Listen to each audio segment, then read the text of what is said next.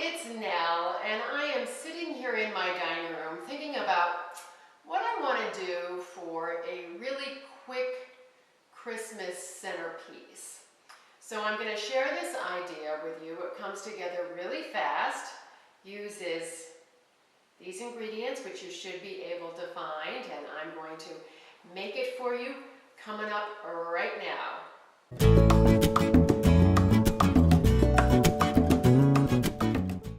Now, I'm not going to be having a huge Christmas meal at this tiny table.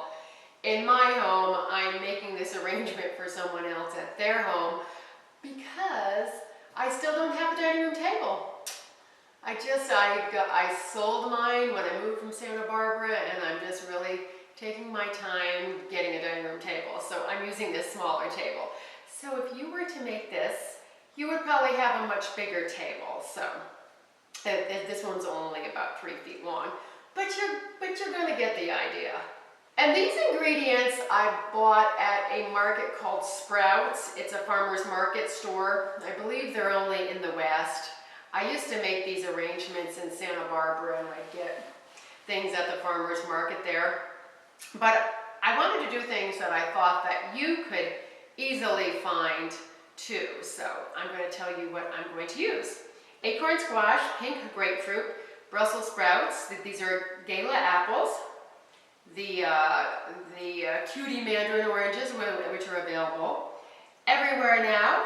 Mixed nuts. These are forel pears. You may not be able to find these, but you could certainly find pears because they are abundant at this time. Brussels sprouts, cranberries, of course, and Indian eggplant, which has been available here a lot. You may not be able to find this, so yeah, you can just leave that out, but I just think it's pretty. I love the color. And these are pine cones that I lightened and I glittered in yesterday's video, which I will leave you the link. I just like the look of them when they're lightened up a bit, instead of like a really dark cone with glitter. It just is a darker look. So this is just going to add a little sparkle to this arrangement. So what I'm going to do is I'm going to make the arrangement with just the produce, just these items here, and I'm going to show you that. And then I'm also going to add in some greenery and probably some flowers for version number 2 if you happen to live somewhere where you have flowers available, or you can go out and pick some greenery or buy some greenery. I'm going to give you that look too. So I'm going to get going with this, and I start with the larger items first, and then I fill in. So I just kind of balance these things out here and there, and then you just sort of play with where you want things to go. And we could always use a little sparkle every now and then, right? And these are beautiful cones. They're from a tree that's right outside my driveway here. Nice and sturdy. Next year I'll have my big old dining room table. Oops, come here. And this is just a matter of getting things to balance out, pleasing to your eye, and also getting them to stay so they're not running all over the table. I grew up in New England on a small farm, and Christmas was very big in our household. We decorated, cooked, had people in, family, friends, and so I just get my love of Christmas from my childhood. And also I used to own a commercial Christmas decorating business in San Francisco. So I always say that I like glitter as much as I like dirt. Because you know how much I love my plants. Okay, so now we're going to go in with a few of the smaller pine cones. How big you make your arrangement is up to you. You can make it as big or as small as you like. But I like them. You could use natural cones too. You wouldn't have to glitter them if you didn't want to. I just like the little sparkle that they add. I just filled in a few of the holes with some of the cuties, which they are great for that. And then you can just scatter some nuts here and there. Runaway walnut. Boy, I haven't had any breakfast yet. This is like looking really good to me to eat right now. Because this is all the kind of food I love to eat. I have a sugar pie pumpkin that I did.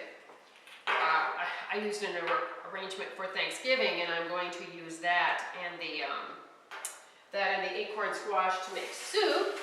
And then I'm going to take the cranberries and make a cranberry sauce using the pink grapefruit, because I thought that might be a nice twist rather than orange. So I'm going to try that and see. I'll let you know how it turns out.